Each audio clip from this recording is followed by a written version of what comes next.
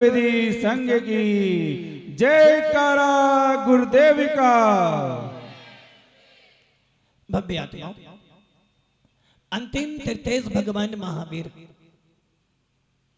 जो हमारे अंतिम शासनपति हैं, और भगवान महावीर वो तीर्थंकर हैं जिनको पूरा विश्व मानता है।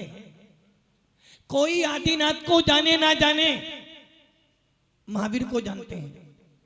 पारसनाथ को जाने ना जाने, वर्धमान को जानते हैं। श्रीयांशनाथ को जाने ना जाने, किंतु वीर भगवान को जानते हैं। जैन हो या जैन हो, इसमें से ऐसे बहुत से लोग हैं जिनको 24 तीर्थंकरों के नाम भी याद हो।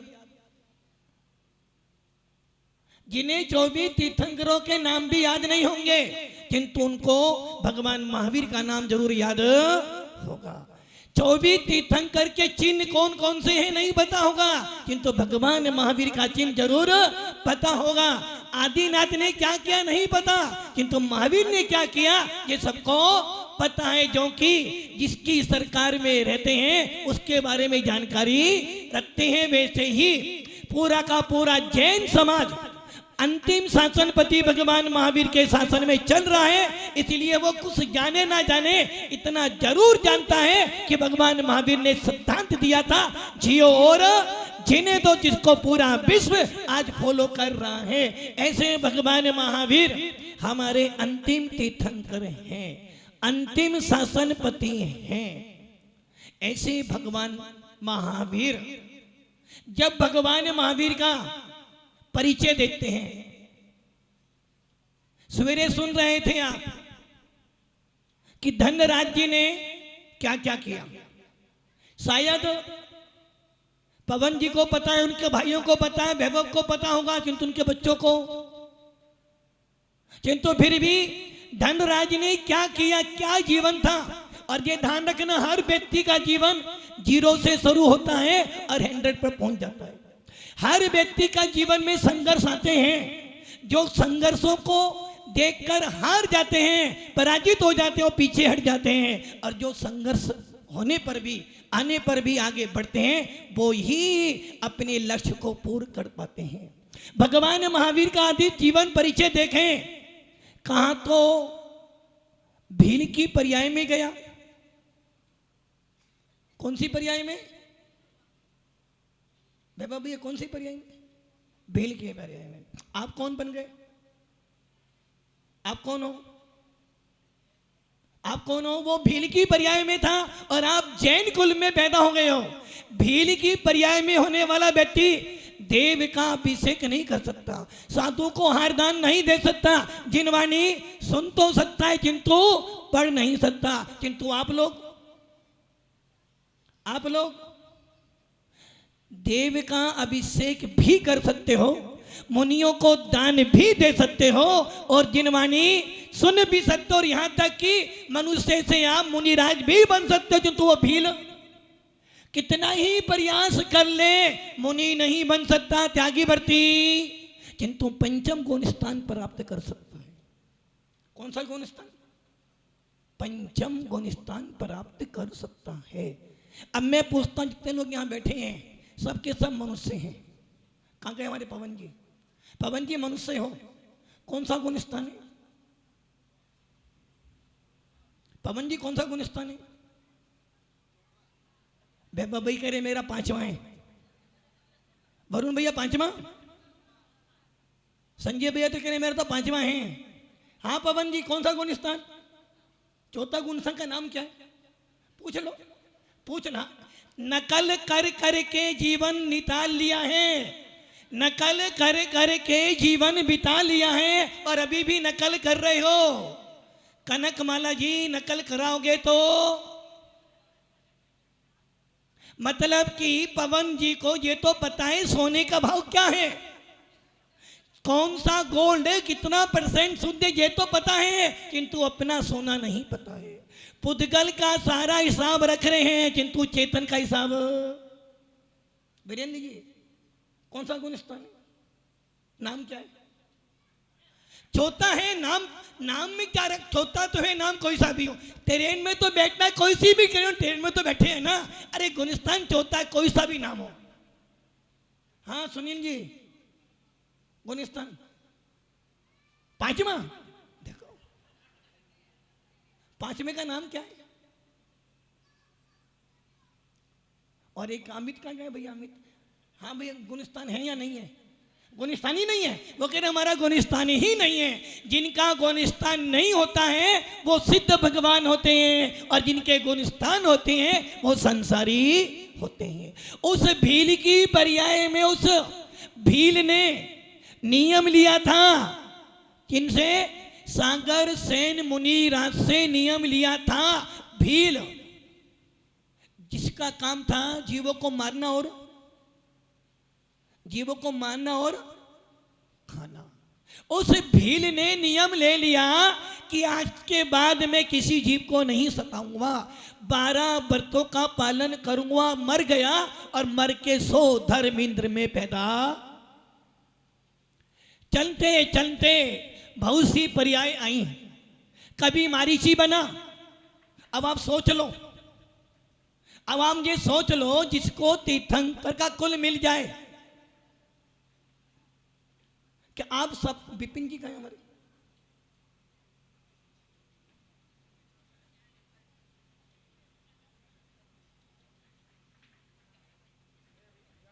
किसी ना किसी की हड्डी तोड़ रहे होंगे। विपिन जी देखो, विपिन जी अच्छा ये बताओ, आपको बुलाया किसने यहां पर? विपिन जी आपको किसने बुलाया यहां पर? नहीं, हमने तो, पापा जी ने बुलाया ना, पापा जी ने। ये ध्यान रखना, मैं क्या कह रहा था, वो भील का जीव एक नियम लेकर स्वर्ग में गया और कालांतर में आदिनाथ के कुल में पैदा हो गया। क्वेश्चन करवा ले भैया, कौन पैदा हो गया? आदिनाथ के कुल में पैदा, और प्रथम चक्रवर्ती का पुत्र बना, मारीची बना, एक नियम से। अब आपसे मैं पूछता हूं, क्या कभी आपको तीर्थंकर का कुल मिला? क्या आपने ऐसा पुण्य कमाया कि आपको तीर्थंकर के कुल में पैदा होने का अवसर मिल जाए? किसी ने कमाया क्या? नहीं कमाया। उस मारीची ने ऐसा पुण्य कमाया कि प्रथम तीर्थंकर के कुल में पैदा हुआ, जिसने तीर्थंकर के पाद मूल में रहकर सारी चीजें देखी, और यहां तक कि तीर्थंकर आदिनाथ जब मुनि बने तो मुनि भी बन गया, किंतु फिर भी अपनी कालुसता, अपने आप के मिथ्यात्व को, हमें क्या मिला? हमें कौन सा कुल मिला है? कौन सा कुल? ज्ञान कुल। कुछ गड़बड़ी नहीं कर रहे? कौन सा कुल मिला भैया? हमें भी तीर्थंकर का ही कुल मिला है, क्योंकि जैन शासन में ही तीर्थंकर पैदा होते हैं और किसी शासन में तीर्थंकर पैदा नहीं होते हैं। जब भी कोई भगवान बनेगा, जब भी कोई सिद्ध बनेगा, जब भी कोई कर्मों का विनाश करेगा, तो वीतराग शासन से ही करेगा। ये अटूट सत्य है। पूरा विश्व किसी भी मान्यता में जी ले, जब तक तुझे दिगंबरत्व की प्राप्ति नहीं होगी तो भगवान नहीं बन सकता, और ये बात पूरा विश्व जानता है। जब तक तेरे पास में राग, द्वेष, क्रोध, मान, माया, लोभ है, जब तक तेरे पास में कर्मों का आवरण है, तब तक तू तीर्थंकर को छोड़ो तो मुनि भी बनने के लायक हो। यदि भगवान बनने की कोई फैक्ट्री है, पढ़ना जी, क्या सोना बनाने की फैक्ट्री कहां पर बन गई? बंबई। देखो कह रहे बंबई। किंतु पूरे विश्व में सोना बनाने की फैक्ट्री है, पाषाण बनाने की फैक्ट्री है, भगवान बनाने की फैक्ट्री है पाषाण की। किंतु भव्य आत्मा पूरे विश्व में यदि भगवान कोई बनेगा तो वो जिन शासन से ही बनेगा, बिना जिन शासन से कोई भगवान नहीं बन सकता। उस भील ने मुनि दीक्षा ली आदिनाथ के साथ में मारीची ने, किंतु क्या करा, फिर भी भेद विज्ञान प्राप्त नहीं कर पाया और पुनः कहाँ चला गया, गतियों में घूमता रहा, नारायण बन गया त्रिपष्ट और मर के साथ में नरक में चला गया। और ये बात मैं इसलिए बता रहा हूं जो कि आज जो आपको दिखलाया जाएगा, जो माता बनेगी, उस माता के घर में जब वो जीव आएगा तो सोचो, जब तीर्थंकर जैसे महावीर, जिसको आज पूरा विश्व बड़ी श्रद्धा से भगवान मानकर पूछता है, कोई वीर कहता है तो कोई सनमति कहता है, कोई महावीर कहता है, कोई वर्धमान कहता है, कोई अतिवीर भी कहता है। उस महावीर का जीवन देखो, कितनी बार तो एक इंद्री में पैदा हुआ, कितनी बार तो 2 इंद्री, 3 इंद्री, चतुर इंद्री में पैदा हुआ, और कितनी बार नीच से नीच पर्याय में पैदा हुआ। कौन? भगवान महावीर का जीव। और ये वो महावीर का जीव जब वो 7वें नरक में गया, वहां से निकल कर 7वें नरक में जो जीव जाता है उसकी एक ही गति है, वो है तिर्यंच, क्रूर पशु, जिसको देखे उसे खा जाए। ऐसा शेर की पर्याय में पैदा हो गया और मर के पुनः नरक में चला गया। वहां से आयु पूरी करके 33 सागर की आयु, कितना 33 सागर, देवेंद्र जी 33 सागर कितना होता है, नकल कर लो। 33 सागर है, सागर का मतलब समझो, जम्बूद्वीप, लमन समुद्र कितना चौड़ा है, 2 लाख योजन, 2 लाख योजन चौड़ा और 1000 योजन गहरा, और उसमें अगाध पानी भरा हुआ है। और मान लो तुम्हारे पास ऐसा एक समुद्र मिल जाए जो 2 लाख योजन चौड़ा और 1000 योजन गहरा हो, और में पानी भरा हुआ है, आपको एक एक समय में एक एक बूंद बाहर निकलनी है। कब खाली होगा? शरद जी कब खाली करोगे? खाली नहीं। ऐसा तो एक सागर, ऐसे 33 सागर पार करके वो शेर की पर्याय में आ गया। और क्या कर रहा था, जीवों को मार कर। कुछ लोगों की मानता है जितने पशु पैदा हुए वो किस लिए हुए, मार के खाओ, इसलिए तो पैदा हुए। ये मिथ्या मानता है। उस शेर की पर्याय में वो हिरण को खा रहा है। और 2 रिद्धिधारी मुनिराज विदेश क्षेत्र में जाते हैं और भगवंत से पूछते हैं कि हे भगवंत, हमने सुना था कि कोई रथ क्षेत्र में अंतिम तीर्थंकर महावीर होंगे, वो जीव है कहां पर अभी? केवली भगवान ने अपने केवल ज्ञान से देखा और बतलाया कि वो अभी एक शेर की पर्याय में है, जीवों को मार के खा रहा है। वो दोनों मुनिराज, बाबा भैया पूजा हो गई, वो दोनों मुनिराज किसके पास गए? उस शेर के पास चले जाते हैं और इस शिला पे खड़े हो जाते हैं। किसको उपदेश देने गए? लेने किसके पास गए? शेर के पास। अब मान लो इस पंडाल में सब उपदेश सुन रहे हैं, यदि यहां पर शेर आ जाए तो क्या हो गया? हाँ, पगारिया जी क्या हो जाएगा? पगारिया जी क्या करोगे? बोलो महाराज मैं कुछ नहीं करूंगा, जो कुछ का वो शेर ही करेगा। उस शेर के आ जाने से अभी हलचल मच जाएगी। और वो 2 मुनिराज जिनके पास कोई हथियार नहीं, मात्र दिगंबर भेष।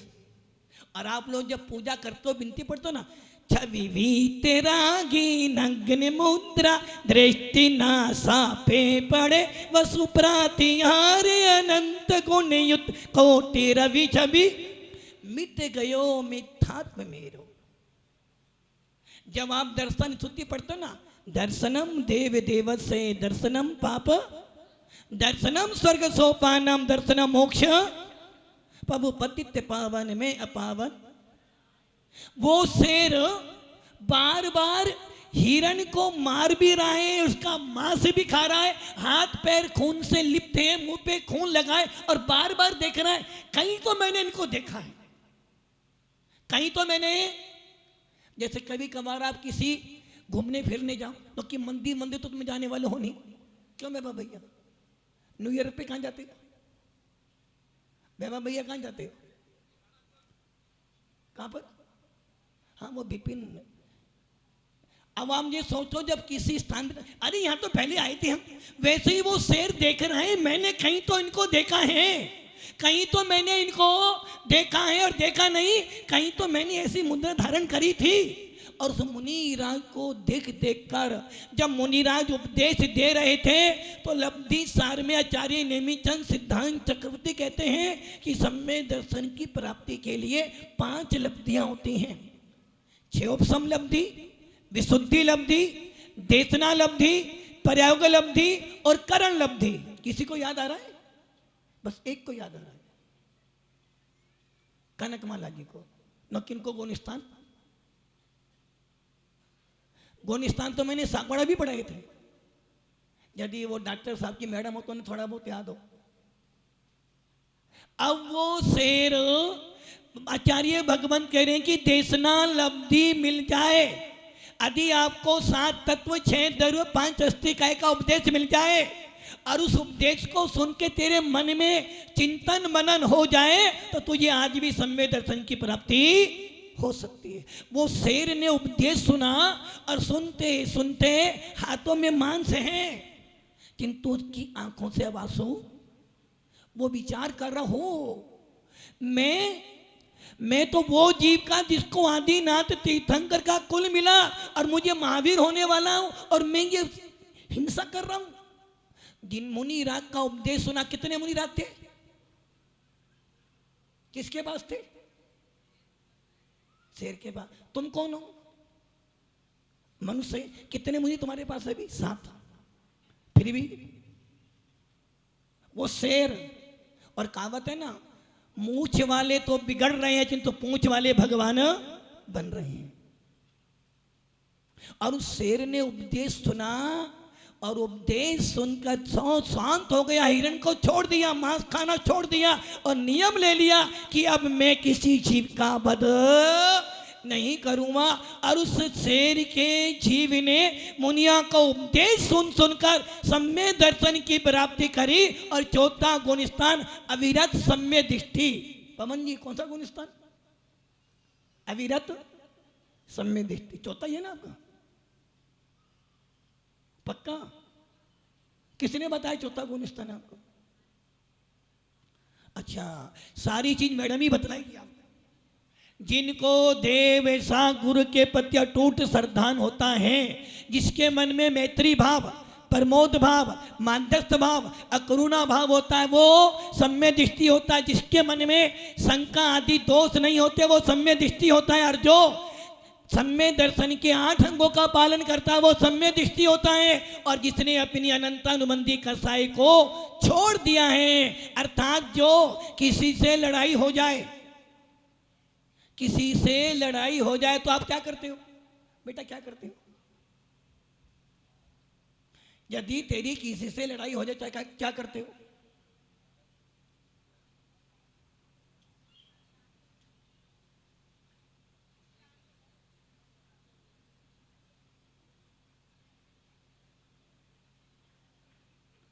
भैया पीएम से बात कर ली।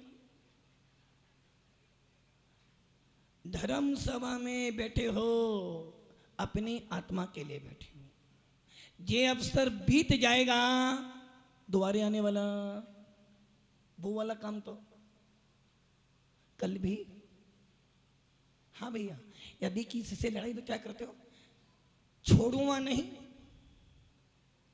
भले मेरा सब कुछ बीत जाए किंतु इसे छोड़ने वाला। साल साल भर हो जाते हैं, परिवार से बोलते नहीं।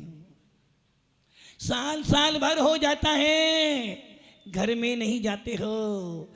जरा सी संपत्ति ज्यादा मिल जाए भाई को, सीधा हाई कोर्ट में पेश हो जाते हो। घर बट जाते हैं, दीवार खड़ी हो जाती है, किंतु अंदर का परमात्मा नहीं पिघलता है।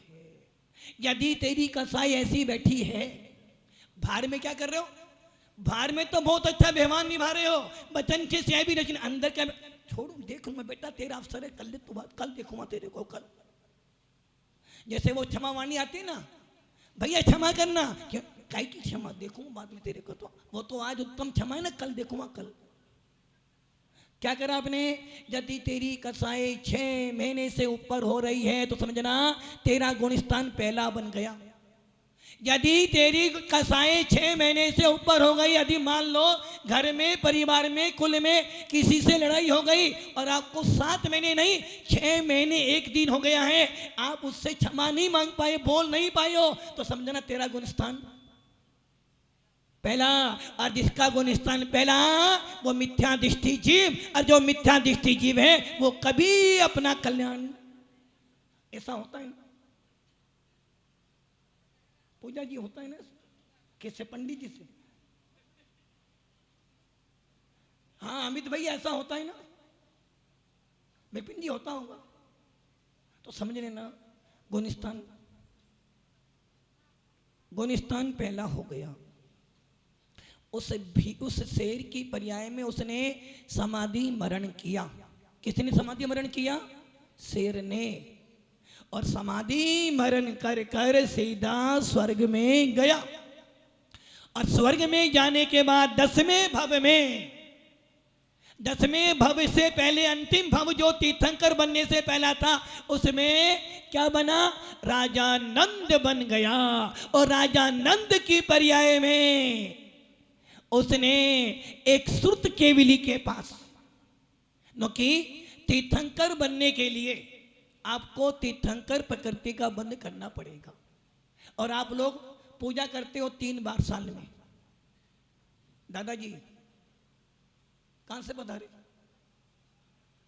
सागवाड़ा से। अच्छा, साल में 3 बार पूजा करते हैं जिनसे तीर्थंकर बना जाता। कौन सा पर्व होता है वो? 16 का। डर से विशुद्धि भावना भाई, 16 तीर्थंकर पद पाए, परम गुरु हो जय जय नाथ। उस जीव ने नंद राजा की पर्याय में क्या किया? आप साल में 3 बार पूजा करते हो। कितने साल हो गए पूजा करते करते? बरसों बीत गए। पवन जी पूजा करी? बुद्ध शास्त्र में वो तो जाना पड़ता है महाराज जी, एक बार तो नंबर आता है। हाँ विपिन जी पूजा 16 करण बोलो। सारी पूजा पत्नी करे, हम तो महाराज धन की पूजा करते हैं। 3 बार साल में पूजा करते हो वैभव भैया? करते हो ना? फिर भी अभी तक तीर्थंकर। और उस राजा नंद की पर्याय में उसने मात्र 16 कारण भावना भाई, क्योंकि तीर्थंकर प्रकृति के बंद का नियम है। ये प्रकृति जिसको बंद जाती है कभी छूटती नहीं है, और जिसको बंद जाती है वो एक भवातारी हो जाता। अर्थात जिसने तीर्थंकर प्रकृति का बंद कर लिया है मनुष्य पर्याय में, मरकर देव गति में जाएगा या नरक में जाएगा? नरक में जाएगा, देव में जाएगा? तीर्थंकर, जो तीर्थंकर बनने वाले हैं, जिनके पंच कल्याणक होने वाले हैं, ऐसे भरत क्षेत्र के जीव या तो देव गति में जाएंगे या फिर नरक गति में भी जा सकते हैं। जो कि पहले, दूसरे, तीसरे नर से आया हुआ जीव भी तीर्थंकर बन सकता। अब सोच लो, जब एक तीर्थंकर बनने वाला नरक से आ सकता है, किंतु उसने अपने आप को कितना संवारा होगा, कितने संस्कार दिए होंगे, या फिर देवगति से आएगा। तो उस राजा नंद ने उस पर्याय में, क्योंकि तीर्थंकर प्रकृति का बंद या तो तीर्थंकर के पादमूल में हो, या केविली के पादमूल में हो, या फिर श्रुत केविली के पादमूल में हो, उस राजा नंद ने प्रोस्टिल नाम के श्रुत केविली के पादमूल में तीर्थंकर प्रकृति का बंद किया। और समाधि मरण करके कौन से स्वर्ग से आए थे भगवान महावीर? 12वें स्वर्ग से, 10वें स्वर्ग से? बोलो पंडित जी, भगवान महावीर का जीव कौन से स्वर्ग से आया था? 16वें स्वर्ग में गया और वहां जाकर उसने सम्यक दर्शन पूर्वक वहां पर आनंद बिताया। और आनंद बिताने के बाद जब उसकी आयु कितने महीने की रह गई? 6 महीने की। कितनी महीने की? अब आपके मन में विकल्प आना चाहिए, 6 महीने पहले ही क्यों कह रहे हम? आपने सुना होगा और देखोगे आज जब तीर्थंकर माता के गर्भ में आने वाले होते हैं, उनसे 6 महीने पहले ही सोधर्म इंद्र के आगे से सुबेर क्या करता है? नगरी की रचना करता है। और 6 महीने पहले ही उस नगर में रत्नों की वृष्टि होती है। अब वो रत्न सारे कहां जाते हैं? देवेंद्र जी क्या करोगे रत्नों का? उदयपुर में ले जाऊंगा सारा, क्या करोगे? पवन जी तो बांट ही नहीं सकते क्योंकि वो तो पिता बने ही नहीं। जब उस जीव की 6 महीने शेष आयु रह जाती है, क्योंकि आयु बंध का नियम है, भोग भूमि के अंदर जो जीव होते हैं उनको 6 महीने अथवा 9 महीने पहले आयु बंद होता है। नारकियों को, देवों को जब उनकी आयु 6 महीने से सर जाते हैं तो अगले भक्त की आयु का बंद होता है। उस प्रकार उस देव ने 6 महीने पहले जब शेष रह गया तो उसको भगवान महावीर तीर्थंकर की आयु का बंद हुआ। और जैसे ही आयु बंद हुआ तीर्थंकर का, उस आयु बंद के प्रभाव से वो सौधर्मिंद्र का धनपति कुबेर उस नगरी में रत्नों की वृष्टि करता। कितनी बार? एक दिन में 4 बार। कितनी बार? आपको कोई रत्न मिला? नहीं मिला। भैया तुम्हें मिला? पंडित जी को जरूर मिला। आपको तो इतने सारे पंचकरण करवाए, कुछ न कुछ रत्न मिले होंगे ना। देखो ऑडियंस कह रहे मिले हैं जरूर। भैया तुम्हें कोई रत्न मिला? नहीं मिला। तुम्हारे बाबा तुम्हें धनराज तुम्हें रतन दे गए हैं, संस्कार तुम्हें दे गए हैं भाई वसीयत के अंदर। उस सोधर्म इंद्र के आगे से वो कुबेर एक दिन में 14 करोड़, कितने करोड़? 14 करोड़ रत्नों की वृष्टि करता है। कितने महीने? 15 महीने तक। अब सोचो 24 तीर्थंकर हुए, हिसाब लगाना भैया, तुम शाम को मुझे बताना। एक तीर्थंकर के गर्भ में आने पर जब तक जन्म ना हो 15 महीने तक प्रतिदिन 14 करोड़ रत्नों की वृष्टि होती है एक दिन में। तो ऐसे 15 महीने तो वो गुणा करना और फिर उसको 24 से गुणा करना, शाम को बताना। हाँ पवन जी हिसाब आप लगा के मुझे बता देना, बताना मुझे शाम को। यदि उसमें से तुम्हें एक रत्न मिल जाए, कितने रत्न? कितने रत्न मिल जाए? एक मिल जाए तो तुम पूरे राजस्थान के राजा बन जाओगे। एक रत्न मिल जाए तो। हमारे उमंग भाई कह रहे महाराज गलत क्यों? को राजस्थान का नहीं पूरे विश्व का राजा बन जाएगा एक रत्न मिल जाए। देव पुनित रत्न। और आपने वो भजन सुना था ना, तेरे 5 हुए कल्याण प्रभु एक बार मेरा कल्याण कर दो। हे भगवंत, वो रतन, वो पिता क्या करता है? वो सारे से सारे रत्नों की वृष्टि माता के आंगन में होती है और वो पिता झोली भर भर के सबको, जो कि जिस नगर में तीर्थंकर पैदा होने वाले हो उस नगरी में कोई दरिद्री नहीं होता है। और ये तो आज भी देख लेना, जहां पर जैन व्यक्ति रहता हो वहां के आसपास लोग भी आनंद से जीवन बिताते हैं। ऐसे उस कुबेर इंद्र की महिमा देखो, प्रतिदिन 14 करोड़ रत्नों की वृष्टि करता है। और वो जीव जब माता के गर्भ में आने वाला होता है तो माता अंतिम पैर में 16 सपने देखती है। भगवान आदिनाथ का जीव जब अपनी माता के गर्भ में आया था, उनकी माता ने अंतिम मुख में बैल देखा था। और जितने तीर्थंकर 23 है, उन सबके माता के गर्भ में जब कोई जीव आता है तो उनके मुख में सिर जाता, शेर। ऐसे भगवान महावीर ने माता त्रिशला के गर्भ में आए और माता ने 16 सपने देखे और 16 सपने देखने के बाद सवेरे जब पिता जो राजा था उससे पूछे तो राजा कहता तेरे उदर में तेरे घर में आने वाला कोई तीर्थंकर जीव है जो मति ज्ञान श्रुत ज्ञान और अवधि ज्ञान के साथ में पैदा हो। और तीर्थंकर जो होते हैं जो आते हैं उनको जन्म से ही मति ज्ञान श्रुत ज्ञान और अवधि ज्ञान होता है। वो माता वो सोधर्मेंद्र सब के सब धन के पीछे भाग रहे हैं। वो सोधर्मेंद्र मध्य लोक का अधिपति उस माता के सामने हाथ जोड़ के खड़ा है कि माता आदेश दे। वो धनपति कुबेर चंडों में बैठा है, क्या चाहिए? और उस माता की सेवा के लिए 56 कुमारियां 8 कुमारियां देव नृत्य करके वो सोधर्मेंद्र अपने स्वर्ग में चला जाता है। ये सारा दृश्य आपको वहां देखने को मिलेगा। अब आप ये सोच लो कि भगवान महावीर का जीव कैसी कैसी भील की पर्याय से निकला, नरकों में गया, शेर बना, एक इंद्री बना, ना जाने कौन कौन सी पर्याय में गया, किंतु आज पूरे विश्व के लिए भगवान बनकर बैठा है। इसका मतलब है यदि कभी जीवन में संघर्ष आ जाए, समस्या आ जाए तो डरो डरो। हम क्या करते हैं, समस्या आई सीधा सीधा आत्महत्या। और आजकल को बच्चियों तो जरा से नंबर कम आई नहीं, पापा ने कुछ बोला नहीं, सीधा। यदि पापा मोबाइल के लिए मना कर दे, यदि पापा मोबाइल के लिए मना कर दे तो पापा को ही डेड कर दे। होता है ना सही, और हुआ भी है। ये ध्यान रखना, जो समस्याओं में आत्महत्या कर लेते हैं वो अपने मनुष्य भव का आनंद खो देते हैं, क्योंकि मनुष्य भव बार बार मिलने वाला।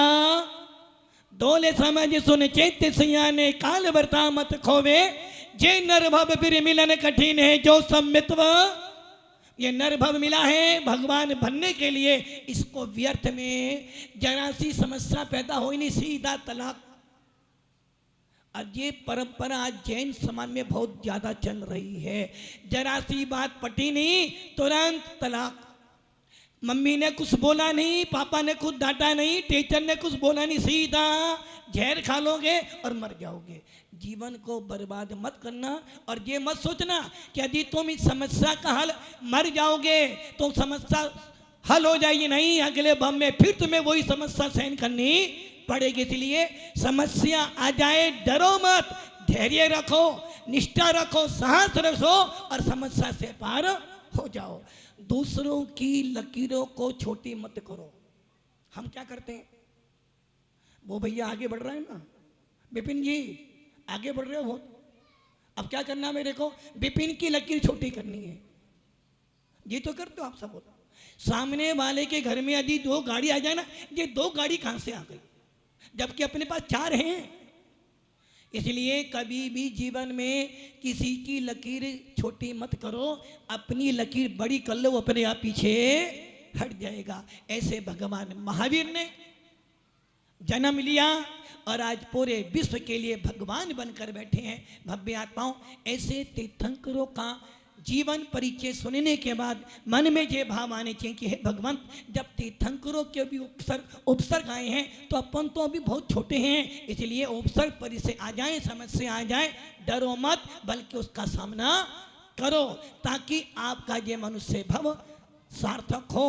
और जिन शासन मिला है भगवान बनने के लिए मिला है, भेद विज्ञान करने के लिए मिला है, इसलिए मनुष्य पर्याय में भेद विज्ञान 4था गौण स्थान 7वां गौण स्थान पर आप कर लो, ताकि आपकी देव गति निर्धारित हो जाए, फिर आपको आगे के दुख भोगने नहीं पड़ेंगे।